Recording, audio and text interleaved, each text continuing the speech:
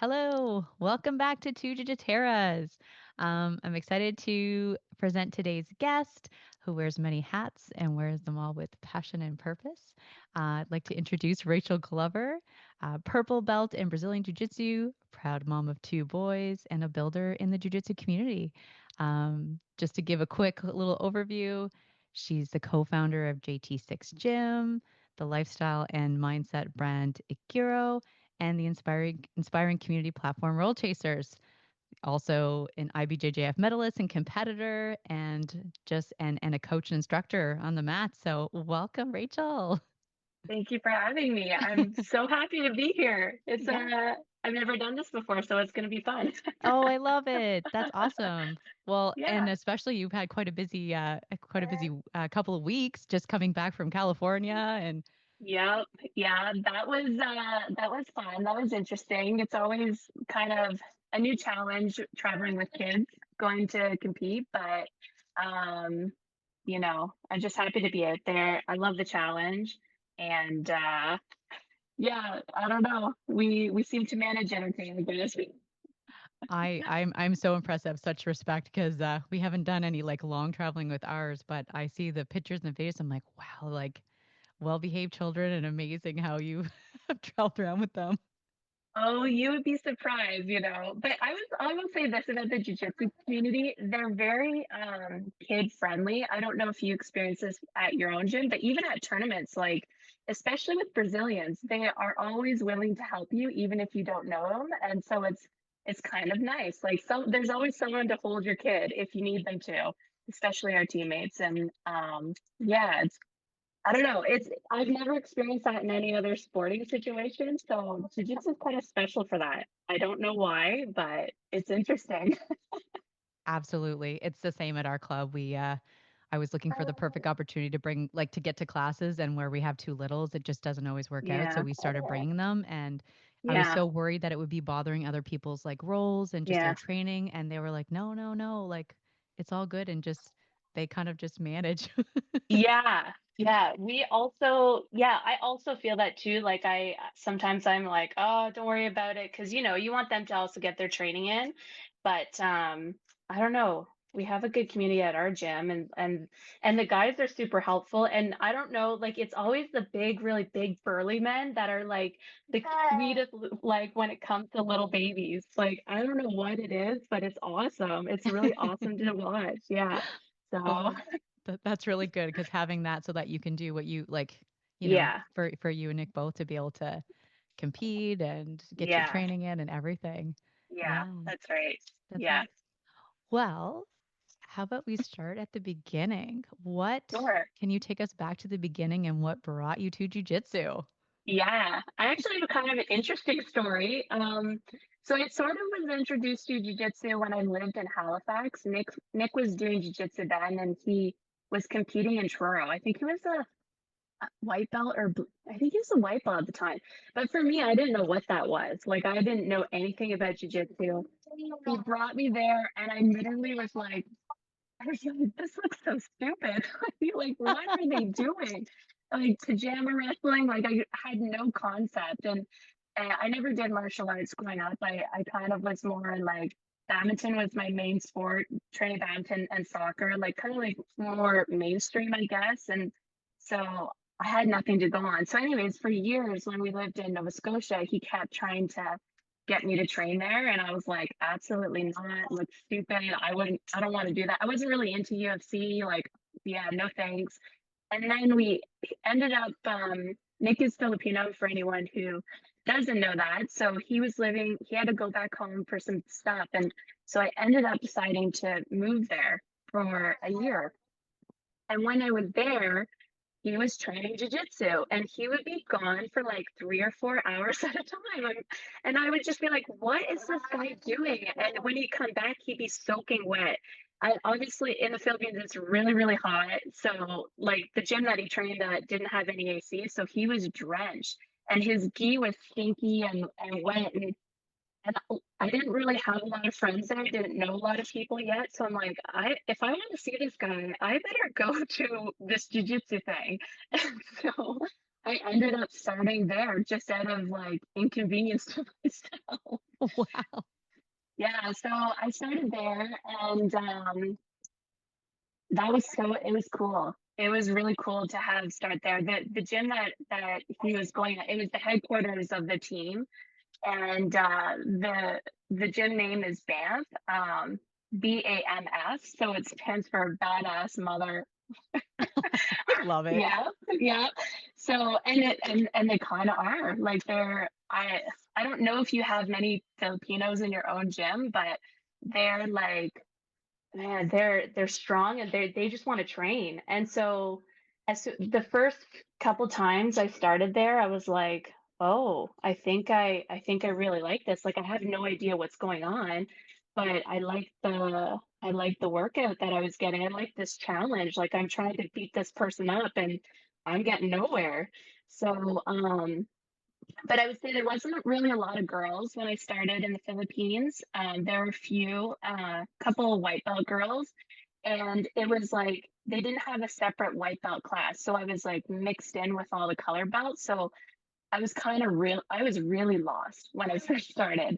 And then what I ended up doing is another gym had opened up. It was called Deaf Tech Better Living, and it was mostly white belts. So I ended up training at that gym and then training at the headquarters, and like doing double training kind of thing. Because I really didn't have anything else going on like at the time. So I just had the luxury of training. Um, so yeah, so I trained at a couple gyms there, and loved it. And I think I was training for a few months while I was in the Philippines, and before I came back to Canada, and then I continued it on here. So I don't know. Yeah, it was pretty wild.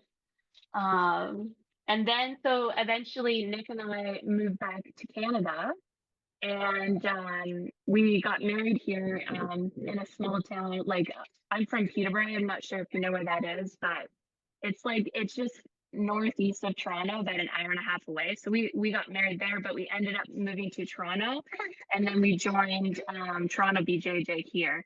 And then that was just I just really took off with it. I was still white belt. I had one stripe that I got in the Philippines, and then yeah, and then I just ended up training at Toronto BJJ and basically until COVID happened. And then when everything kind of shut down. But have you ever been to any of the gyms here, or have you been to Ontario Train at all? Or No, I'd love to. I'd love to ah, actually travel and get to some different clubs. I'm in the yeah. Maritime, so I'm in St. John, New Brunswick. So Oh, I've are you yeah, okay? so I've trained in PEI.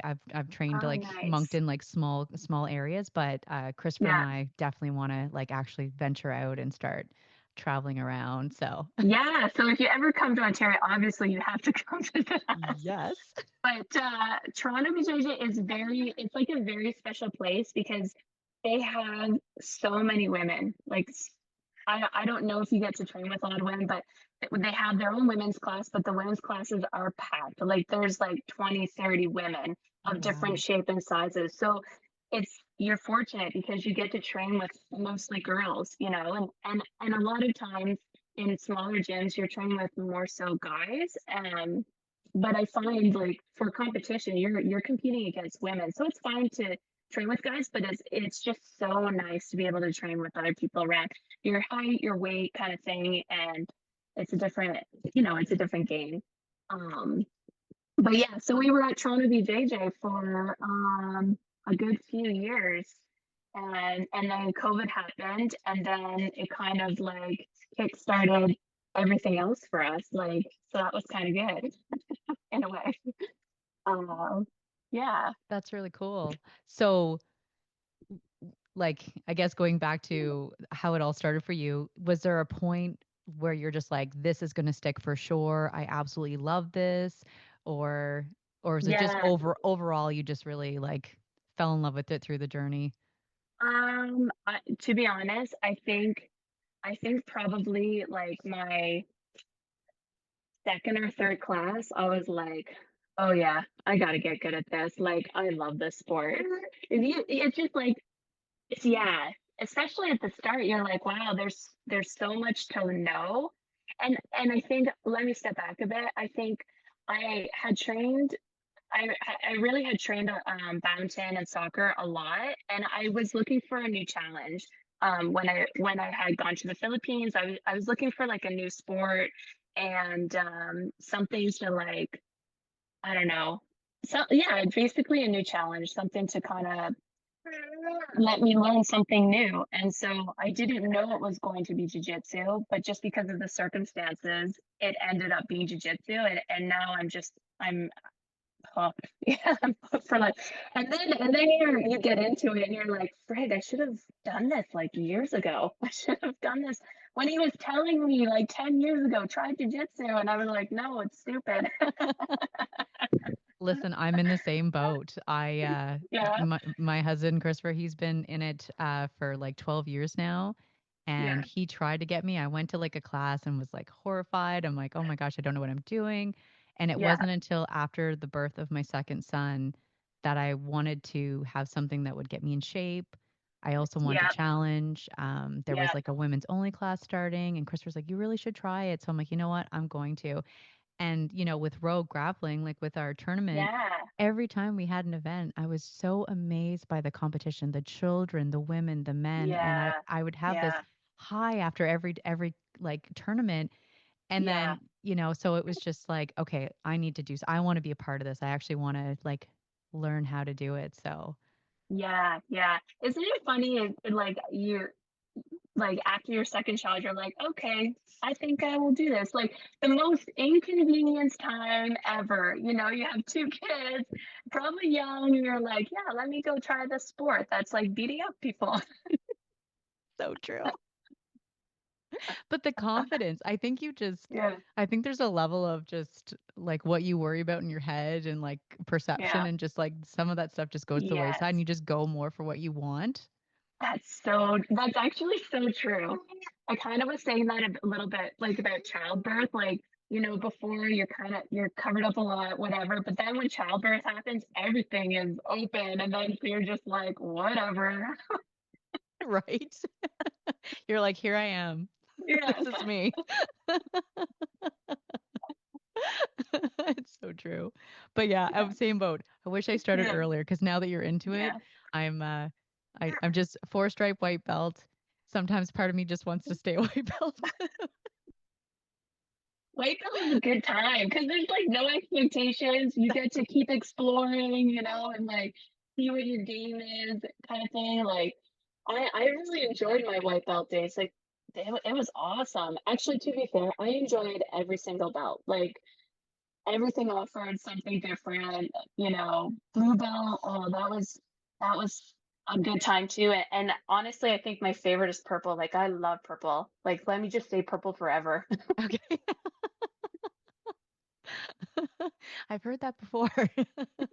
It's like you kind of know you know what your game is a little bit more. You have some things tucked away, like secrets tucked away in your pocket, and you can kind of sometimes see the black belts, brown belts, but then the blues are coming after you. Like it is a really good belt.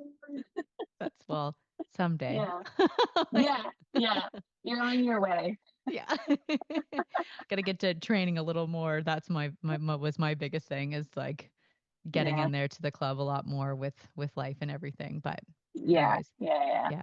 yeah, Yeah. Now you were saying like kind of COVID happened where you were training at a yep, different club and then that kind of changed everything for you. So is yeah. that kind of where all the brand like am I saying Ikiro? Is that Yep, you're or saying it right. okay. Yep, Ikiro. Yeah, And JT6 and like roll yeah, chasers, is that all it yeah, kind of yeah. So let me step back a little bit. So Ikiro was actually started when Nick and I were in the Philippines, and so we started up that brand, like clothing brand, lifestyle brand in the Philippines. So we started out, selling the gi in lifestyle wear in the Philippines, and then Nick always had a vision of having a storefront, and I was just like, "What are you talking about? Like a storefront? How?" Like I could see why he wanted it, but I couldn't see how that was going to happen. So it was just mainly online. And then when we came to the Philippines or came to Canada, we still sold in the Philippines, and even up to now, we still sell in the Philippines. And then, but we also now sell in Canada. So then when COVID happened, sorry, and then Nick has lots of lovely ideas. He's a true entrepreneur. Was like, Rachel, I want to do like a jujitsu camp. I want to do jujitsu camp. So I was like, okay, let's do this jujitsu camp. He's like, okay, let's have it in the Philippines.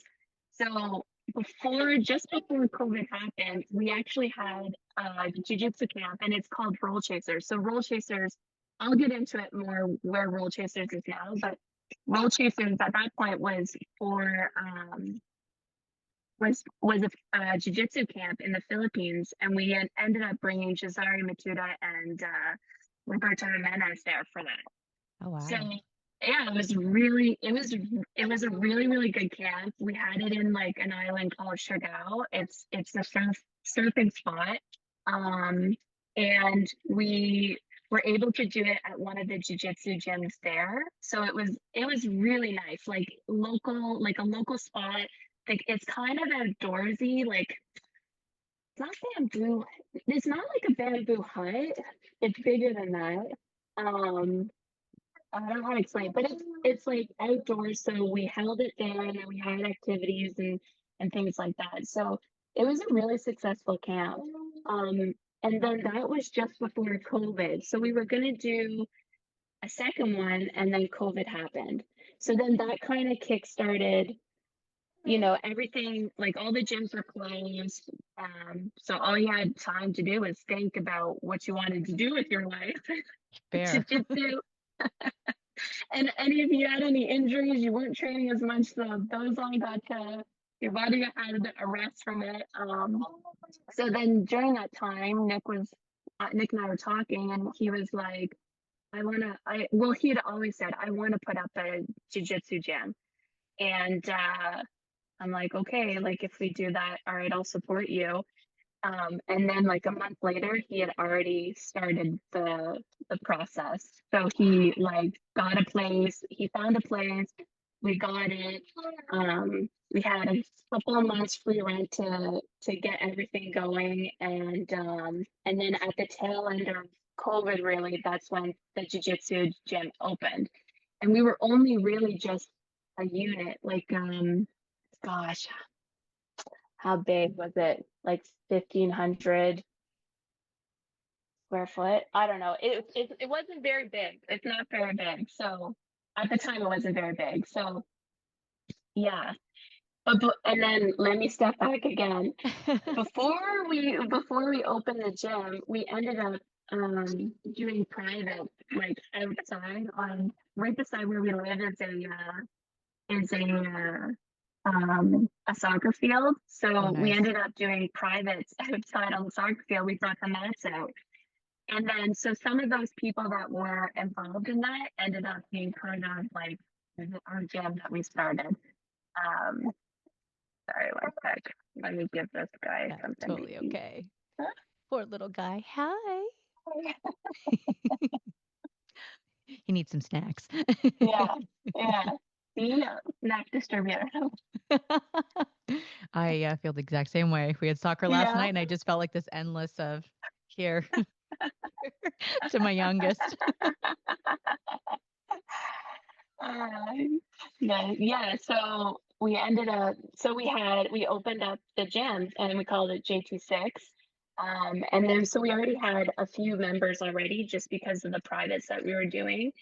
And then, people started to join, which is like kind of cool. Like people, and then we would have like open mat or invite, we had a grand opening or thing. So people knew who we were. Um, and then 6 months later, so we're in kind of like an industrial building. And so there's different units within the building. So Okay. what we ended up doing is we went to a different unit and then knocked down the wall. And so we had two units, but the walls knocked down. So Oh, it became sweet. like a bigger gym. Yeah. So And then like 6 months after that, we knocked down another wall. So now we have like 4 units or whatever, and that's like in our entire gym. So JT6 happened, just after like the tail end of COVID. And then we had already started the Ikiro brand. And Roll Chaser was more of a jiu-jitsu camp. But now, last summer, we opened our storefront and it's called Roll Chasers. So it's like Oh. a storefront events place kind of thing. So we hold events in there. Um, oh, one sec, I hear Nick. So No worries. say goodbye, little guy. Bye. He's so adorable. Oh my goodness. Tugging at my heartstrings. Nick, yeah, yeah. There we go. This is like the story of my life. Everything I do is like, Pivoting, pivoting. yes, That's my constantly. favorite word. Yeah, I like that. I'm gonna steal that from you. Absolutely Pivoting. take it. Do it at work, home, life, everywhere's. Yeah, yeah, yeah, yeah, Yeah. yeah, yeah. So where was yeah? So With the anyways, so gym yeah. and roll So chasers. Yeah. now Roll Chasers, yeah. So Roll Chasers, we hold events there. It's kind of linked in with the jiu-jitsu camp too. So we also hold camps within within JT6, but it's like sponsored through Roll Chasers. So if we're bringing people like who did Nick Brett last year? Last year when I was pregnant, Nick brought Tariq, which I was kind of ticked about because I just love his game.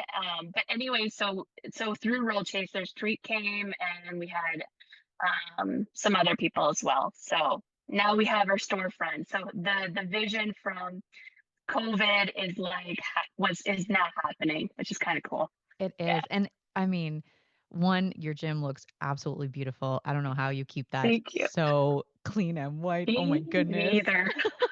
It's amazing. What a color for jujitsu, huh? And like just beautiful, like your social media presence, the photography, everything. And that's how like what I kind of Yeah. gathered from the Roll Chasers was it's kind of this sponsored part of everything else that you do. Yeah. Yeah. And it really shows that just like that community vibe, which is really Yeah. cool. Yeah, and I'll say this, like it's kind of cool because you know how jujitsu people come from different walks of life. Like you have bankers, lawyers, artists, whatever. And so we actually have artwork up in our in JT6 that are done by some of the members. It's so cool. Like people are so talented and it's kind of nice that, it brings part of the community and it's nice to see their artwork on the walls. Like you're just like, wow, you can do this. I definitely cannot do this, but it's yeah, it's cool. It's pretty cool. That's awesome. Well, you bring all the management and organization piece to Yeah. to this, right? Like That's the piece no one thinks about. which is very vital to making it Yeah. happen, right? Yeah, Like yeah, all those yeah. little pieces behind the scenes that Yeah. doesn't necessarily show, but it's a lot of work. Yes. Yeah, yeah, yeah. Yeah. And I mean like, kudos to Nick. He does a lot and I feel like I'm a supporting arm and we're tag teaming together to get some of these things done. But yeah, we seem to make it work, which is nice. So far it's working and I think everybody's happy with the gym. So yeah. Yeah, it looks amazing. And you offer quite a bit there, don't you? Yep. Yeah, yeah. Yeah. We have classes pretty much every day. We even started doing strength and conditioning classes. Um, we're that partially came from my idea actually, because I was pregnant and I was like, it gets harder to do jujitsu when you're pregnant and you try to go as far as you can, but I wanted something else. So we have lots of personal trainers in our gym and specifically we reached out to one of our guys. He's a brown belt now. His name's Cash and man, he's awesome. Like, so he started doing our strength and conditioning class on Sundays, and I was just like so thankful because I could continue working out. I ended up working out right up into my pregnancy doing that class a little bit of jujitsu, but and that class. And then it's a hit. Like people really like it, and it's tailored to jujitsu. And yeah, so we have that. We have no gi classes, gi classes every day of the week. We opened up some more morning classes and kids classes as well. Yeah. So we just keep growing, That's wild. And do which you is a have, good problem to have. Yeah. oh my goodness, absolutely. Yeah. And for, because you coach as well, right? Like Yep. you teach. Yeah. So yeah, I teach the little kids classes, the 6 to 12-year olds, 6 to 13-year olds, or 7 to 13. And then I just recently took back our women's class. So I teach our women's class too, which Nice. is like it's awesome. Like I love our women's class. I love doing that class, and the kids classes are fantastic. It's like kids, they just have no, they're endless energy, but they don't have barriers as much as adults. So you can show something to them and like boom, they're like getting it. It's wild. Yeah. So it's pretty fulfilling, but then there's the other side of it where they're like talk more goofy and you have to like kind of discipline. So there's the other side of that. But yeah, so I'm teaching mostly the kids and women's classes. Yeah. Yeah. And I know like it's amazing to see, like I know for us like in the East Coast, women in the clubs are is like the biggest challenge. Like Yeah. there are more that are growing, which is phenomenal, but Yeah. it's like we have in at the East Coast like a women that fight organization, and they'll I host, saw that. yeah, these women's events around at different clubs that'll host. And so you get all of these women together that you don't like at my club. There's one, two, three, four of us, I think. And I think there might be a fifth, like a new one that's Oh, just starting. wow. So it's like, you know what I mean? Now, Yeah. so it can be very, and then not everyone comes at all the different classes. So you Yes, may I know. only get like one or two, or you could be the Yep. only female. So it's real. Yep. As soon as I always try to convince women, come on, come on, come I know. Hey, you want to try jujitsu? It's like, I need you as my training partner. Please, please come. on. Right. And I feel Because, like that's like a thing all over the world. Like it's not just the East Coast. It's even here in Toronto as well. Toronto BJJ, they're special. Like that, I've never seen that in any other gyms. And when Nick and I travel, we tend to go to different gyms, Nick especially, and you don't see that many women. So yeah, that's kind of cool that the East Coast does that. It's East Coast, so is it like PEI, New Brunswick, and Nova Scotia, and it travels that way? oh yeah, like Wow. yeah, all that area. So because the Sarah Wilson, who's actually quite a competitor, in an MMA, she's in Cape Breton, and yeah, Oh, so and anyways, she kind of like took it over, from Courtney, that had like her and her group kind of like established it and this need for it, because you hear these pockets of stories that women kind of like traveled yeah. around together in groups and just trying to expand it. So it's Oh, that's so cool.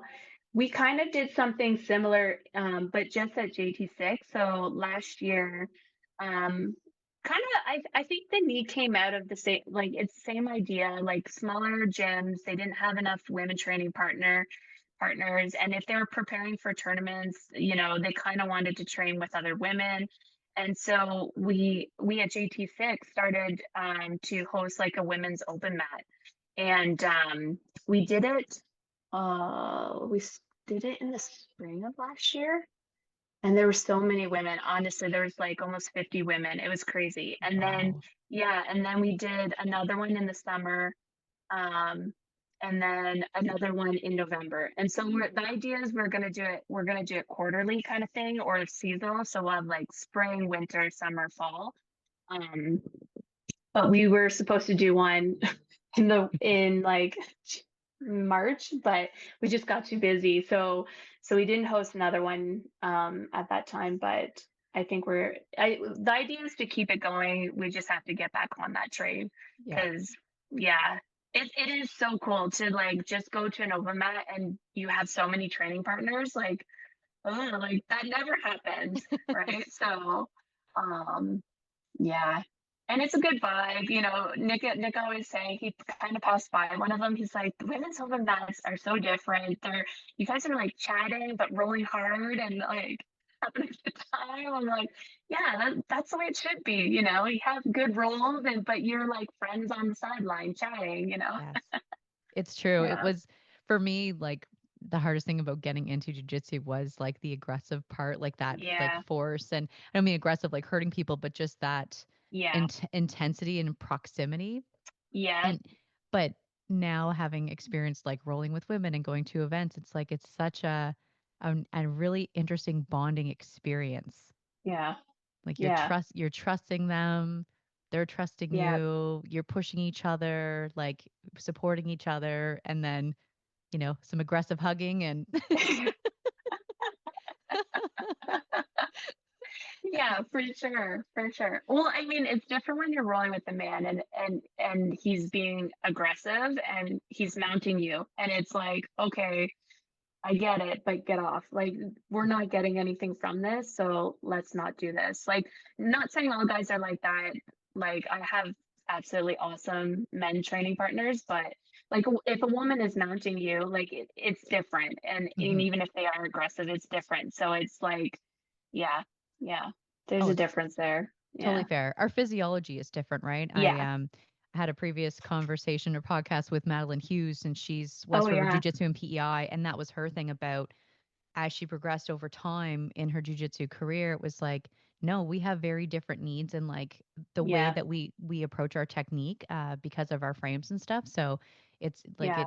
it's so important. And to have your female your partners to be able to roll with and that. And Yeah. I completely agree. Yeah. yeah. And with your club, like the club culture, like you're saying how because to have really like the health of a club when you have a pretty good like women's presence, assuming you got the population around you, like Yeah. Yeah. Yeah. Yeah. So, how many women do we have? I'm trying to think. I think we have like maybe 20 to 30 women, and they all train at different times. They don't all come to a women's class or whatever, but I think I think we're pretty inviting, and one thing I notice about our gym that I don't see at a lot of other people's, but as soon as someone walks through that door, our members are so friendly and welcoming. Like they'll go like, "Hi, how are you? Oh, my name is da da da." Like, and I don't know if that's just the people's personalities or if that's part of the culture, but it's very helpful when it's because jiu-jitsu is very intimidating, and it's helpful when women walk through the door and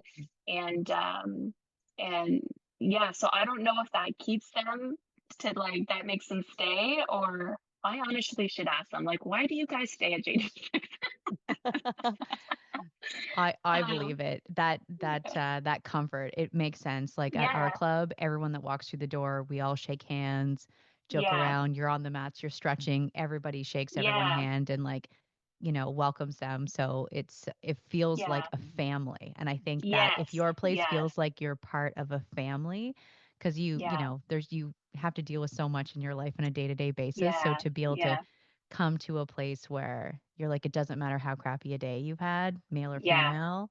yeah, yeah. And I like as soon as you open the door, we're lucky. We have south facing windows, nice big bright windows. And we're not going into a dingy gym, which can also be intimidating a little bit, I think. And you're like, oh, this place. But so it's kind of like warm. The sun is there. It's like welcoming that way. And yeah, I don't know. I don't know. I mean, I hope people like it. They seem to, so No, I mean, I think I saw a reel of just like the door opening and just the whoa, like the kids, yeah, the everything, and it's yeah. just like full to the brim. So Yeah, clearly yeah, that's a good sign you guys are doing the right thing. And you're yeah. both very kind people. So I mean, Oh, thank you. like everything about your brand speaks just kind of Thank welcoming you. and growth, which I think is absolutely amazing. So Yeah, I can't wait to thank come you and so visit. much. I'll be like, as soon as Yeah, Christopher comes home, okay, so when are we going to Toronto? We need yeah, to let's go. We love it. We love visitors, go. We've had Madeline was at our gym actually a couple of years ago. When after I had my first, she was in town. They actually stayed with us, and I think Oh, Damien was a month old. Yeah, I wasn't very old. oh And then I didn't wow. know that she was a nurse and she was in like kind of the with babies and things. So that was kind of cool. Yeah. Yeah, yeah, and Yeah. Yeah. she's now opened up her own wellness space since. Yeah, Wow. yeah, Jaya Wellness. So she does spinal energetics and Reiki and just like Okay. very, very in tune with healing and community. Same like I feel like her club and her community is amazing because it's the same thing. It's what are the needs with the Yeah. women, the kids, the youth, Yeah. like the men, and just Yeah. like that wrap around with not just jujitsu, but just like everything about it. So Yeah. Yeah. yeah, Yeah. Yeah. super cool.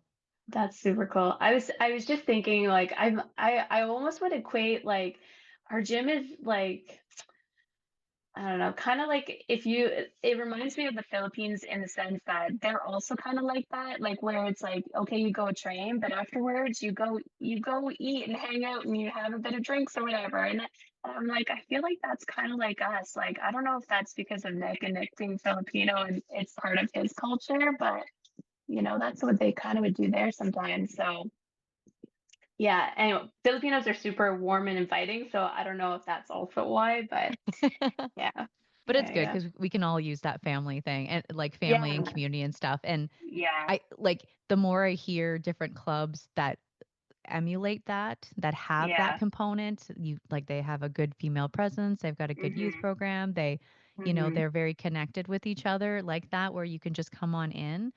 Like the more successful Yeah. you see those across the board, it's like you guys are doing the right thing, which is awesome. So, Yeah. I hope we can keep it up. Sometimes I wonder, like I wonder if gyms really start out like that because they're smaller, but it's like, okay, what happens once you get bigger? Like, will it always be like that? We hope so. We hope that it'll always be like that. And we hope that the community and the culture stays like that. But it's like, okay, what happens if you explode? Can you maintain that? I don't know. We're not there yet, but I hope we can. well, I think just trusting your key players too, like as Yeah. you grow, if you have other instructors and you have other people kind of Yeah. monitoring, like how are the people doing? Because I've been at big clubs where you just kind of get lost in the shuffle. But if you Yeah. have your like little group that is like looking out for you, like you can survive it. But if you just like if it's just kind of like a money churn, or if it's just you know what I Yeah. mean, so Yeah. that people can just kind of like fall to the wayside or Yeah. yeah. So, Yeah. but Yeah. having those ones that are going to speak up and be like, "Hey, we need more of this," or Yeah. That's true. That's yeah. very true. Yeah. Yeah. Well, I guess managing, thinking about like growth in that as a mother and managing all this, like how do you I know you said like with traveling, like you're fortunate, especially like Mhm. The Filipino like heritage and stuff, like there's always someone around Yeah. to Yeah. take care, but really like how like Yeah. amazing, how do you manage that from day to day? That's a very good question.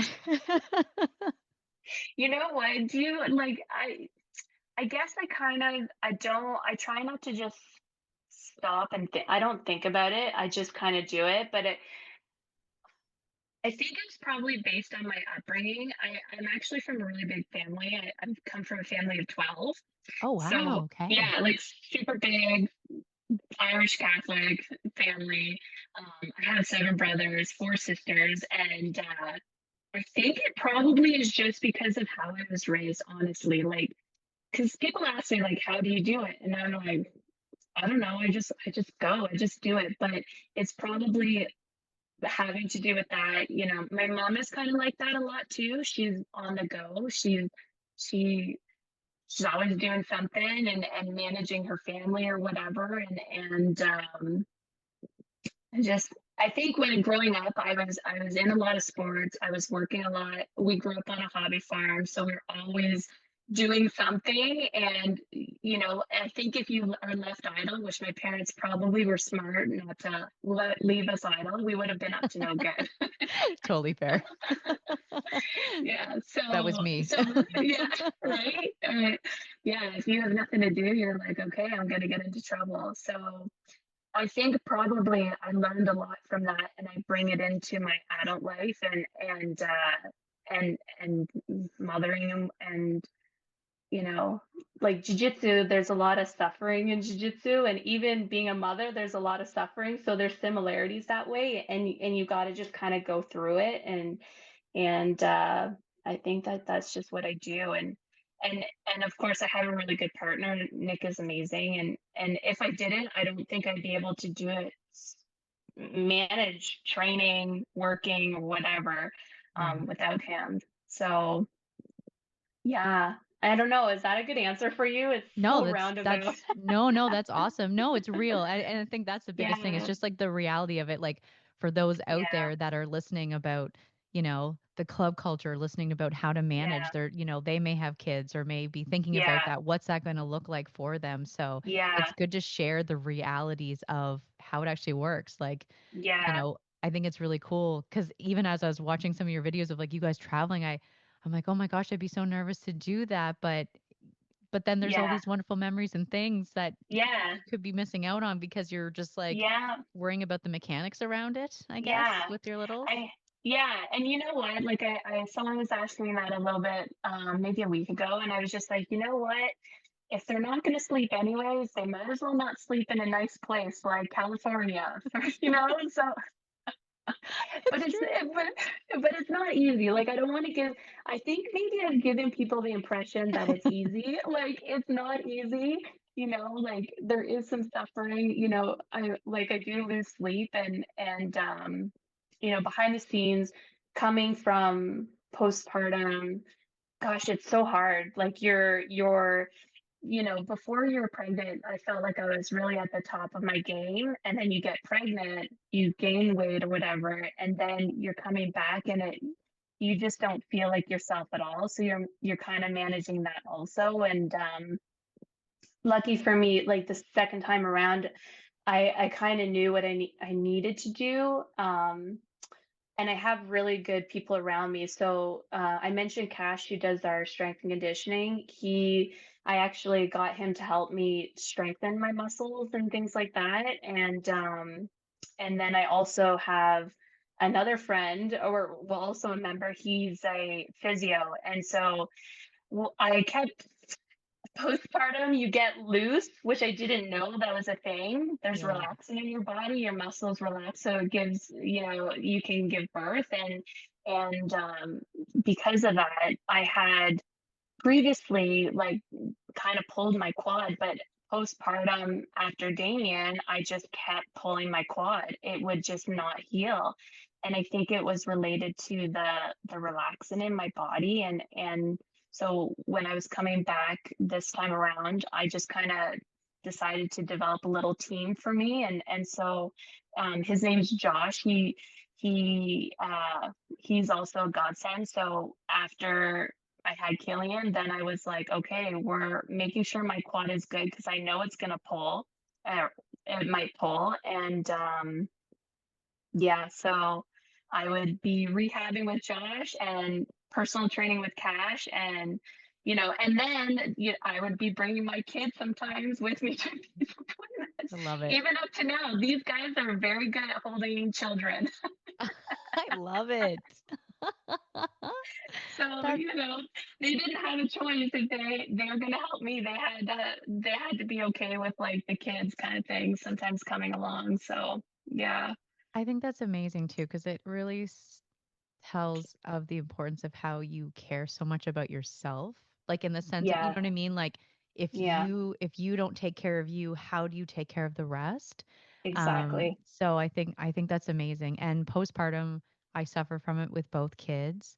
Yeah. And just the second one again, I knew what I needed to do. So I went a lot of Mhm. walks. I was just like, just get out of the Yes. house, just like Yes. shower, get out of the house, do stuff when I was Yeah. anxious. I would just like put Theo in my little carrier and off we would Yeah. go and just get fresh air, get whatever. So, and yeah, absolutely. And the injuries too. Like I also do physio, Yeah. Yeah. starting to get into strength training again because it's my hip Yeah. all the time, Yeah. pain and lower Uh, back just doesn't come back. And yeah. then I like for me, I'm in my 40s now and 41 Hmm. perimenopause, like hit the wall real hard. So You look amazing. I would not have put you at 41. I'm 42 actually. Wow. Yeah, you look awesome. Thank you. 40 and I have my little gray streak here. I love it. I rock it wherever I go, whatever. I know all my dyes coming out. I got like one gray hair coming in. And thank my mom because she didn't have gray hair till I think she was like 62. So My yeah. God, that's good genetics. But it's hard managing all that because my hormones Yeah. went out of whack and the Oh, fatigue yeah. was just like, and everyone kept saying, well, you have two kids and you run businesses and whatever. And I'm like, no, Yeah. I shouldn't have to fold on the couch at the end of the day, right? So Yeah. Yeah. Yeah. Did you breastfeed your kids at all or I didn't. I no? couldn't. So yeah. Okay. Yeah. Yeah. Yeah, that's like so I'm breastfeeding and that's like that's another element to it. So you're just like, ugh. Oh my goodness. Yeah. It's You it's it's good, but because I am they're really attached to my hip, so it's like, yeah, I don't know. And I also I don't I don't know if they also I don't know, did your kids sleep through the night? Like I'm like, is this a breastfeeding thing where like they wake up more often because they're being breastfed at night? It's like, my my first one, he was the dream child. He was the oh, dream oh, they do that to pregnancy. you. Like just and the Makes second you want one another one. and that's what No. happens and couldn't had to sleep in my arms for the first couple of months. Yeah. Like and would still get up numerous times and just Yeah. like just such a different personality. So yeah, there was a lot between Christopher and I, just like those sleepless nights and just going Oh, just yeah. like Yeah. Nobody talks about that, eh? Like they no, don't talk about the sleepless nights and like how much it impacts you like the next day. It's like you don't feel like yourself because you just haven't slept. And I say to some of my friends who don't have kids, I'm like, do you know how you feel when you maybe lose like a couple hours of sleep, but like do that multiple days in a row and then you're gonna be like, oh, like not really functioning. right? And on those like I think it's amazing like how do you continue to train even through that? Oh yeah. Yeah. Does it change like how you're training? Like Yeah, a little bit. Yeah. Like if I am pretty exhausted, I still try and get to the mats, but maybe I will choose my partners that are like maybe it will be more of a flow roll or maybe I'll just do like kind of like a technique class and maybe not roll or only do a couple rolls. It does impact you a little bit. Um Yeah. I'm just trying to, it's like, what happened in the last 9 months? I don't know. right, you just kind of just survive. Yeah, yeah, yeah. I But will say though that like when prior to me having kids, I used to train with everybody. I it didn't matter what your size was, it didn't matter guy or girl. I would if anyone asked me or I'd ask them, like, let's go. But now I really choose my training partners. Like and the ones that I know will kind of take care of me and I can take care of them or whatever, like that I won't get injured with. And I try to train more with women when I can. Yeah. And that seems to help a lot. yeah. Yeah. And that's great advice because sometimes when you're Yeah. at a club or if you're new, you're like, what are those unwritten rules, right? Like what Yes. rights do you like the guilt that a lot of us might carry, Yes. right? If we don't Yeah. roll with if the bigger Yeah. men or Or if we're like feeling having to say tired. no and it's like, oh, no, it's okay. Or like, no, I don't, it's like, how do you say no to the person that asks you to roll? And so oftentimes I'm like, oh, I'm resting this round, but it's because I really don't want to roll with you. Not all the time, but like, yeah, That's I'll just use that. Yeah. that's totally fair. And everyone's Yeah. going to train for different reasons too, because you might have Yeah, people in your club that are very much like competition heavy and they want exactly. the hard rolls where you have some that are Yep. hobbyists that are just like, I just love Yep. coming as part of my like physical activity Yep. and yeah, for Yeah. sure.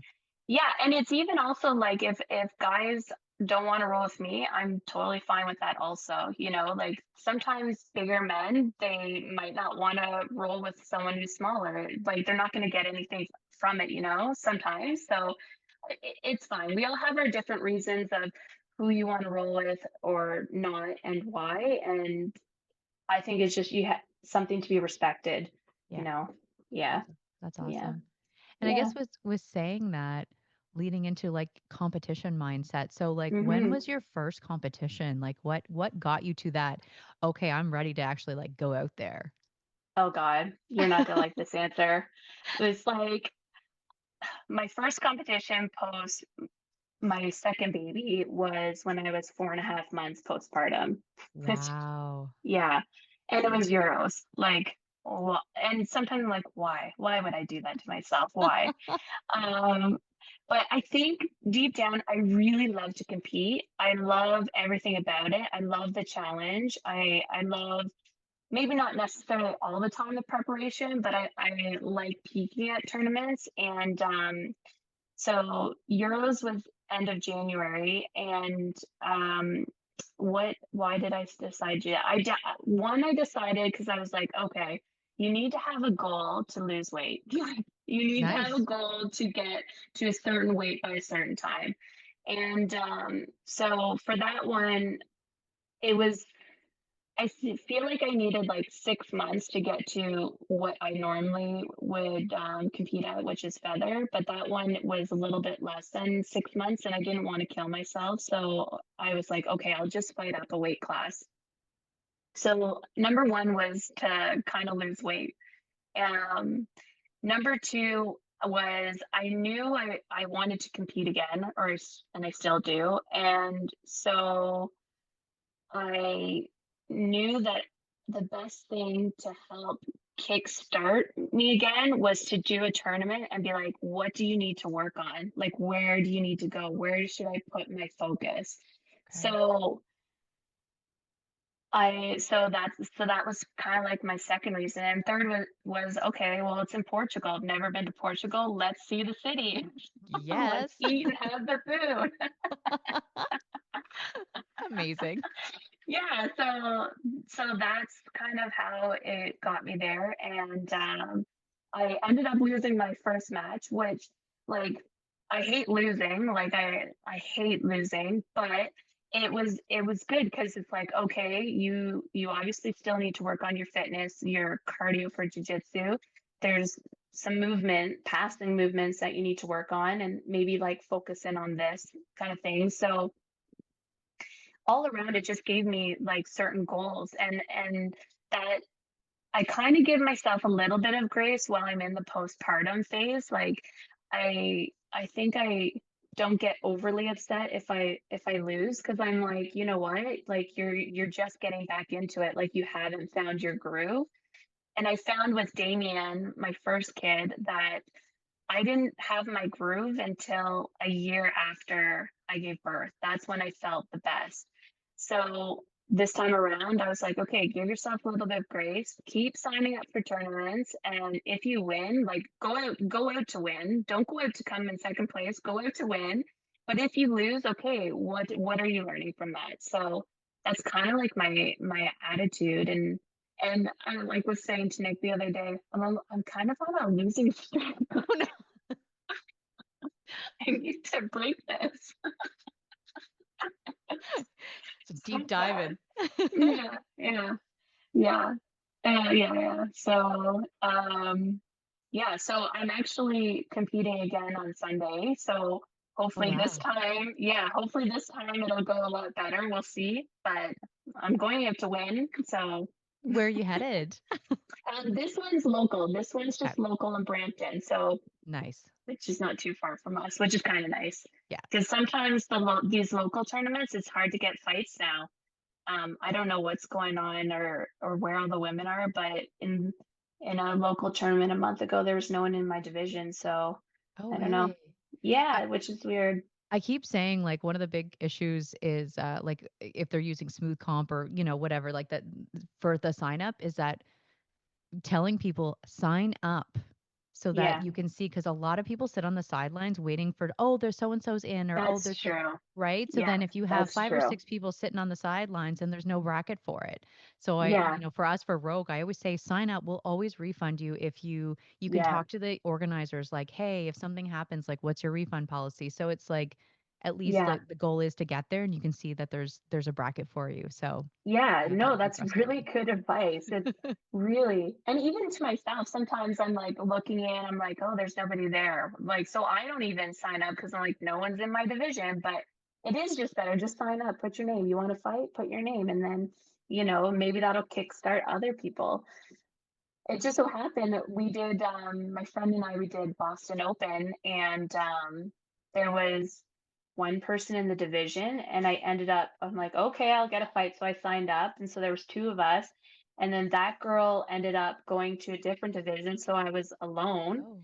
And then a week before the tournament, which everything is closed, all of a sudden, two new people randomly showed up in the division. So They were probably last minute stragglers. They're like, yeah, please, can I sign up? We get those all yeah. the time. Do you?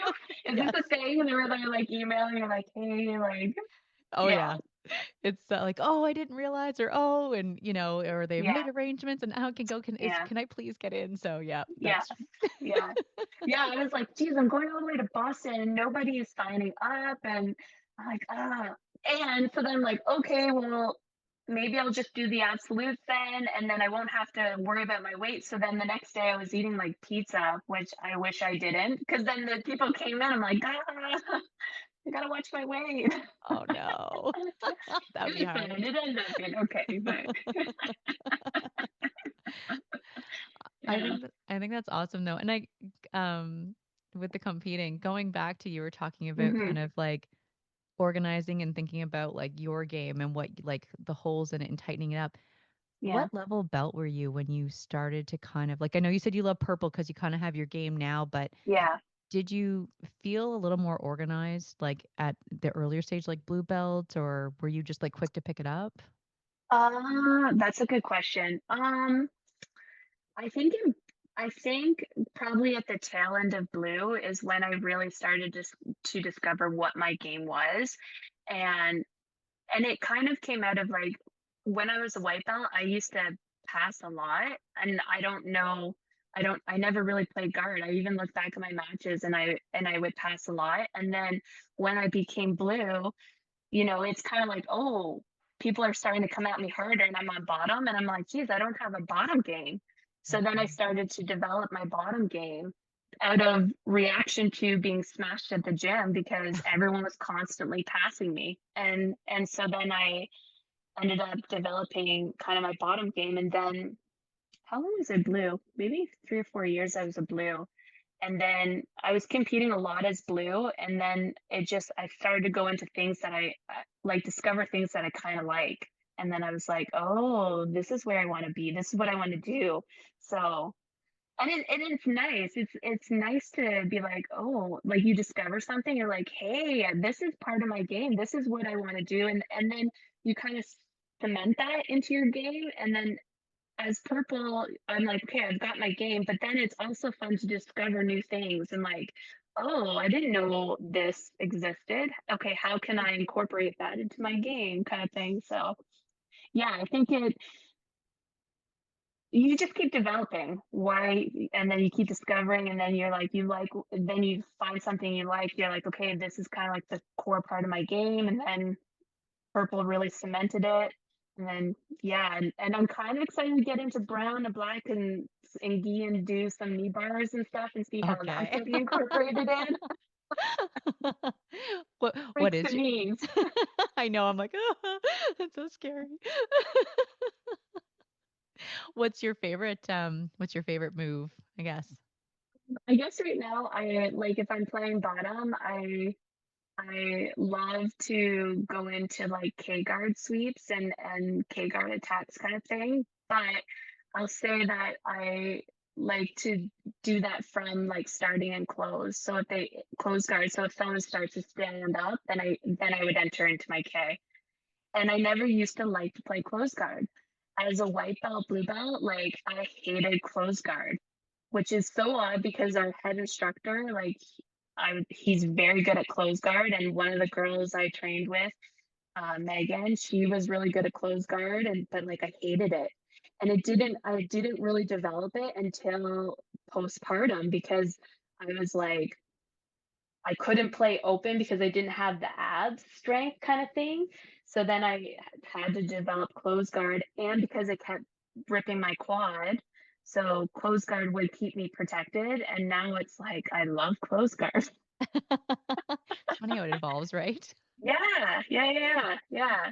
See, I'm at the So stage where closed guard's not my yeah, it's favorite. like, closed guard sucks. Like, wait, I was like, I don't want like in tournament, I'd be in closed guard, I'd open right away and play open. So, but now I'm like, no, I'll keep closed guard as much as I can. That's Yeah, yeah, awesome. yeah, And yeah. gi no gi. Oh, definitely a gi girl. Definitely gi girl. Love Yeah. gi. I'm trying to get into no gi. Like, we have really good instructors for no gi, but I don't know why. Like, you know what it has to be? I have to be like, okay, I'm gonna sign up for this no-gi tournament and now I've got to train no-gi. It's it's so fast. Like Yeah, I yeah, find yeah. like for me just learning like oh the moves and you're like yes I got it with gi and I'm excited and there's some parts where you can kind of control and slow down Yep. because I'm a spazzy breather so I'm still learning how to like like not not be panicking. So the gi gives you a little bit of like that. Okay, I can Yeah. stop here. Whereas like no gi, you're You're just just keep going. Like you flipping and think you're in the going. submission and they're like out of it. You're like, oh, great. Like that sucks. I can't grab at anything. So yeah. Yeah. Yeah. Yeah. But there's Yeah. such dividing camps on it. Like, some clubs are like strict no gi, like maybe like one class gi. Our club does seasonal, so it's like as the Oh. tournaments kind of come, they'll like we'll switch back and forth. Oh, that's cool. That's a Yeah, good way to do it. yeah. Like usually like summer months would be no gi Yeah. because it's Yeah, like yeah, yeah. Hot. Yeah, yeah, yeah. yeah. Yeah. Yeah. I would say we really kind of balance it. We really, because we have no-gi almost every day except for maybe Monday. Yeah, we have a lot of no-gi classes and we have a lot of gi classes. Yeah, which I know that's unusual for a lot of gyms because most gyms are one or the other. You're right, Yeah. but I don't know. We have good instructors, I think, and we have the nogi guys, but they also do gi. But there is definitely a nogi like group of people. So I don't know. Yeah, I know. Like we have it. I should be training it, but I am not. Hey, you'll get there. Yeah, You'll get yeah, there. yeah. I'll put it The on my bucket list. exactly. When you get like, okay, what's next? I need a little more challenge here. Yeah, like yeah. What are they doing in nogi? Well, you know what they do a lot? They do practice a lot of the like kind of like the forbidden arts, which you don't really do a lot of in gi. Like, not that knee bars and toe holds are forbidden, but they'll drill it more in nogi. So maybe for Yes. that reason, I might go because I can get more practice in. Yeah, Yeah, that's true. You're getting inching towards that. yeah, yeah, yeah, yeah, That's yeah. awesome. Well, that's amazing. I just like have so much respect for all that you guys do. Amazing that your ability to like manage family, manage the workload, and get out there, compete, keep pushing yourself, like just moving through really challenging goals. Thank you. Thanks. Yeah. Well, I mean, yeah, I don't know. We're just doing it. I know to you you're just like, "Oh, I'm just day to day," but Yeah. from Yeah. from from from Yeah. my standpoint and seeing like how much it takes to keep showing Yeah. up and to just keep Yes. moving the needle because I'm sure you must have had times during your career being like, "Oh my goodness," like Yeah. have you kind of feel like you were going backwards in time with Yeah. your Yeah. training and just Yes. Absolutely. Yeah. Yeah. I probably focused a lot on the positive side, but yeah, like definitely, like there were times where I would say probably like the first like 5 or 6 months, I'm like, oh my gosh, my jiu-jitsu's terrible. Like, and because you're not off, you can still train while you're pregnant, and I did, but it's not the same. And then the people that you were kind of beating before are starting to inch on you, and you're like, what the heck, like, do I suck now? But you have to give it to them. They're training a lot. Um they're training a lot, and they're putting the work in, and you got to give yourself grace because you're just coming back, and so you're just trying to find your rhythm again. And I think that's why I use a lot of the competitions to help push me and be like, okay, you did this well, blah blah blah blah. But yeah, there were lots of times where you're like, oh my God, I'm terrible at jujitsu. Like I don't know what I'm doing or whatever it is. And but you gotta like, and I say this, like you feel that for a second, but don't dwell on it. Like, okay, feel that in that moment, but then don't dwell on it for days kind of thing. You gotta like put it out of your mind and keep going. Right. And and I'm lucky again because not just Nick, but you know, Cash or Josh or even our members at their gym, like you I can talk about these kind of feelings, and they're super positive, and you're like, okay, all right, let's just keep putting in the work. Like it's gonna come out eventually, you know, Yeah. that win or whatever it is. So um yeah. But yeah, you're right. It's not all like, yeah, it's there that you have your down moments for sure. Yeah. But I think it's amazing though, because even in those down moments, I mean, obviously, like you hear all the time, the failures, the growth, like that's where the Yeah. growth comes from. Yeah. And it sounds like you have a very much a growth mindset, which is super awesome because that helps you breeze through those challenges of like, okay, I'm here right now and this is what I'm dealing with. Yeah. And then we're just going to keep plugging away. But also Yeah. to your children too, which I think is Yeah. amazing. You and Nick are just emulating this, all of these challenges that come your way. And you're just like, we just face them. We Yeah. face them Yeah. and we work with what we have. Yeah. Exactly. You keep going because there's no other option. No, right? No, no, no, you gotta keep going. I love it. Yeah. Like the hang in Yeah. there kitty poster. I Yeah. love Yeah. that. Yeah. Yeah. Oh man. Yeah. True. Well, well, thank you so much. I really Yeah. appreciate you spending the time with me today and to tell your story and Yeah.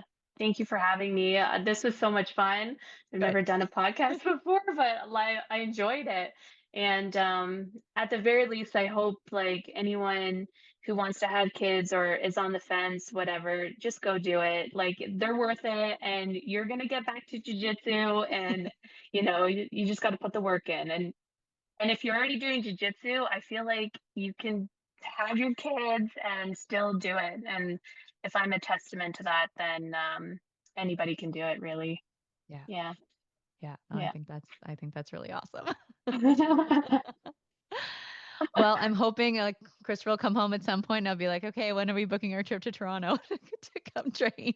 Yeah, you guys are welcome anytime. So That's I heard wonderful. there might be some East Coasters coming the end of summer. So Oh, if you could tie it up with that, then you might have some friends there. okay, sounds good. I'll have to Yeah. get the feelers out who's going up. Yeah. So, yeah, Yeah.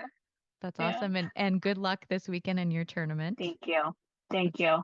that's Let's hope it's awesome. a win. Yes. Praying for you. You got this. Thank you. Anyways, well, take care. I'll end the meeting here and Okay. all right. Have a wonderful day and thank you so much. You too. Bye. Thank Bye. you.